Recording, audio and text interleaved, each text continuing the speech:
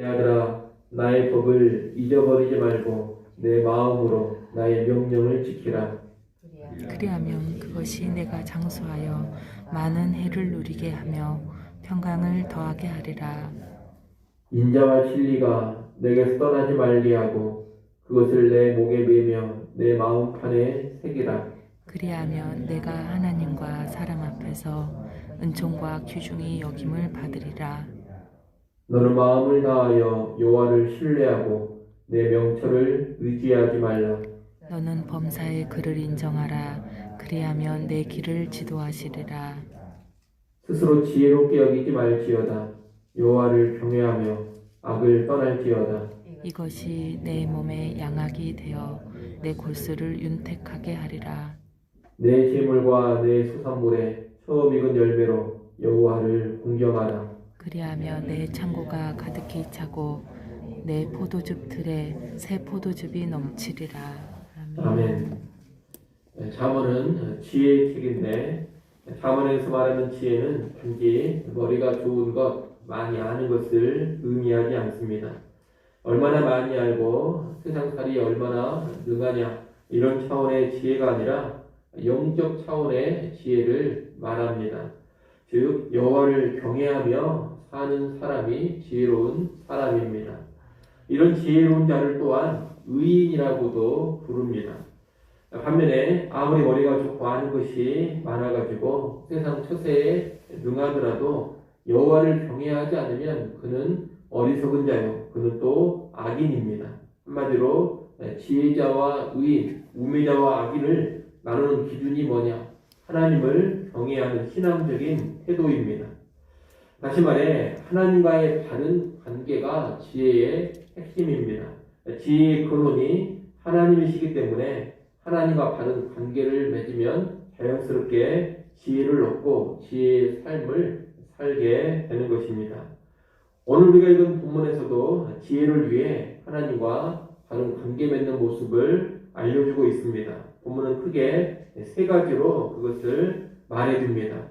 하나님과의 바른 관계 속에서 지혜를 얻는 첫 번째 모습은 하나님의 말씀을 기억하는 것입니다. 1절에 보면 내 아들아 나의 법을 잊어버리지 말고 내 마음으로 나의 명령을 지키라 이렇게 말합니다.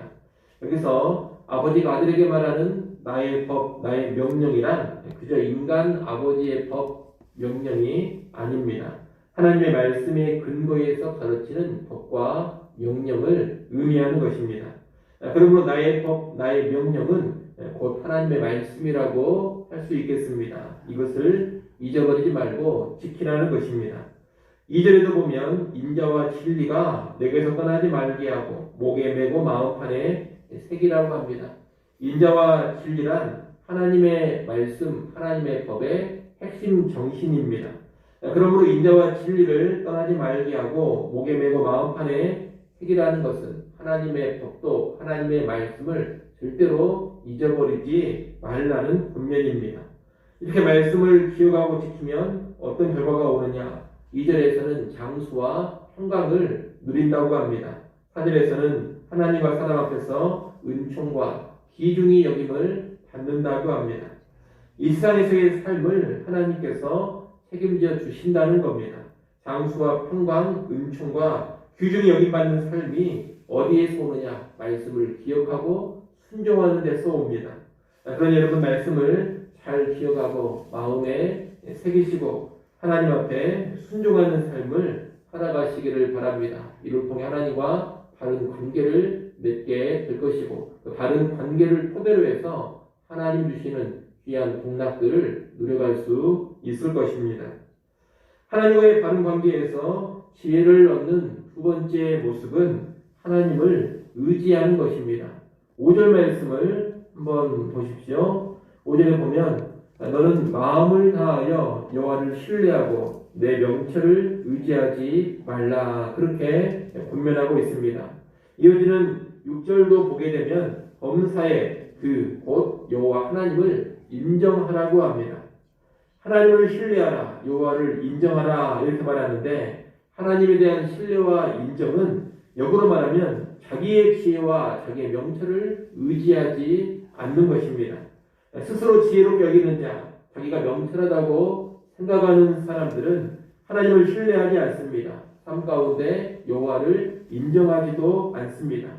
자기가 하나님보다 뭔가 더 많이 알고 있다. 자기가 하나님보다 더 잘 알고 있다고 생각하고 내 인생길은 내 스스로 판단하고 결정하는 것이 훨씬 더 낫다. 이렇게 생각하며 살아갑니다. 그래서 하나님의 말씀, 하나님의 뜻을 따르기보다는 자기 생각과 자기 판단대로 살아가는 겁니다. 한마디로 교만해서 자기가 주인 되어 살아갑니다. 우리는 이런 어리석음을 버려야 합니다. 알량한 자신의 생각, 어디서 보고 들은 어설픈 인간의 지식으로 자신의 인생과 세상사를 함부로 판단하지 않아야 합니다. 인간의 한계와 자기의 한계를 겸손히 인정할 줄 알아야 합니다. 이것을 인정하고 여호와를 전적으로 신뢰하고 의지할 줄 알아야 합니다. 그렇게 살아갈 때 하나님께서 그 사람의 길을 직접적으로 인도해 주시고 기도해 가십니다. 내 지혜로는 도무지 해결할 수 없는 일도 여호와를 의지할 때 하나님께서 해결해 주시고 내 지혜로는 도무지 빠져나갈 수 없는 그런 공경 가운데 처해 있을 때에도 하나님을 의지하면 하나님께서 그 공경을 벗어날 수 있게 해 주십니다. 여러분, 자기 생각, 자기 판단, 자기 지식으로만 살아갈 때 인생은 계속해서 꼬이게 될 것입니다. 점점 미로 같은 인생이 되어버립니다. 그러나 나의 한계, 나의 부족을 겸손하게 인정하고 여호와를 신뢰하고 따라갈 때 인생길은 계속해서 평탄해져 가는 것입니다. 이를 꼭 기억하고 여호와를 의지하는 가운데 하나님의 도우심을 받아가며 인생이 꼬이는 것이 아니라 인생이 계속해서 풀어져가는 그런 은혜를 누릴 수 있기를 소원합니다. 하나님과의 바른 관계에서 지혜를 얻는 세 번째 모습은 하나님을 공경하는 것입니다. 9절에 보게 되면 내 재물과 내 소산물에 처음 익은 열매로 여호와를 공경하라 그렇게 말씀합니다. 여호와를 공경하라고 하는데 그 공경의 구체적인 방법으로 뭘 말하느냐? 물질을 드리는 것, 오늘날로 말하면 헌금을 말하고 있습니다. 우리가 하나님을 공경하는 여러 가지 모습이 있고 여러 가지 방편이 있습니다. 그런데 그중 중요한 것 중에 하나가 뭐냐? 자기의 소유, 자기의 물질을 바치며 여호와를 공경하는 것입니다. 물질을 드리는 것, 이 헌금 생활은 그냥 나오지 않습니다. 우리의 모든 소유는 하나님의 소유이고 내가 지금 가지고 있는 것은 다 하나님이 은혜로 주신 것이다. 내 재산의 실제 주인은 내가 아니라 여호와 하나님이시다. 이런 믿음이 분명히 있어야지만 헌금 생활을 제대로 할 수가 있는 겁니다. 하나님은 우리에게 모든 것을 주셨지만 모든 것을 다 바쳐라 그렇게 요구하시지는 않습니다. 그 중에 일부를 상징으로 대표로 바쳐라 그렇게 말씀합니다. 그래서 구약 율법에 보면 11조라든가 첫 소산물을 하나님께 드리는 법이 있는 것입니다. 이것을 지킴으로써 뭘 보여주는 것이냐? 여호와를 향한 믿음을 보여주는 것이고 내가 여호와를 경외하며 여호와를 공경하는 사람이라는 것을 보여주는 겁니다. 바른 믿음을 가지고 하나님께 드릴 것을 드리면 하나님은 그 사람에게 또 풍성하게 채워주십니다. 드린 것보다 더 많고 더 좋은 것으로 채워주신다는 겁니다. 10절 말씀을 보십시오. 10절에 보면 물질로 여호와를 공경하면 네 창고가 가득히 차고 네 포도즙 틀에 새 포도즙이 넘치리라 그렇게 약속을 하고 있습니다. 사실 헌금이라는 것은 원래 하나님이 자신의 것이었던 물질을 우리에게 주셨는데 그 중에 일부분만을 다시 주께 돌려드리는 것 뿐입니다. 그런데도 하나님은 그 믿음을 기쁘게 보시면서 다시금 더 풍성하게 채워주시는 겁니다. 이를 하시고 물질을 가지고 기쁘게 여호와 하나님을 공경하시기 바랍니다. 헌금을 부담스럽게만 여기지 마시고 또 억지로 하지 마십시오. 감사와 기쁨과 자원함으로 믿음 가운데 헌금 생활을 해 가십시오. 그것이 여호와를 공경하는 귀한 일이 될 것입니다. 또 그 공경함으로 하나님과 바른 관계를 맺게 될 때 하나님께서 약속하신 대로 풍성하게 채워주시는 귀한 은혜도 누릴 수 있을 것입니다. 우리가 다 하나님 앞에 이렇게 바른 헌금 생활을 통하여서 하나님 우리의 인생의 물질 생활도 책임져 주시는 귀한 복락 누릴 수 있기를 간절히 소원합니다. 기도하겠습니다.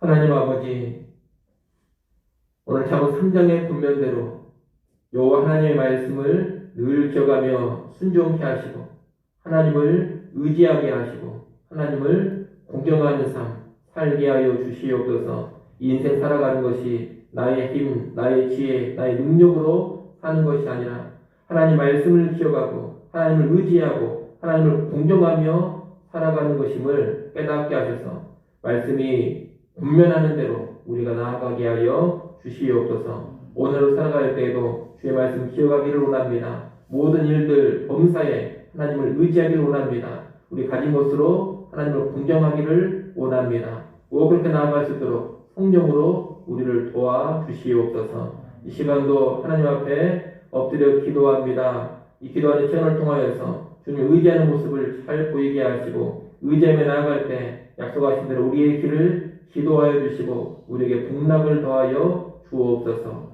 예수님의 이름으로 기도드리옵나이다. 아멘.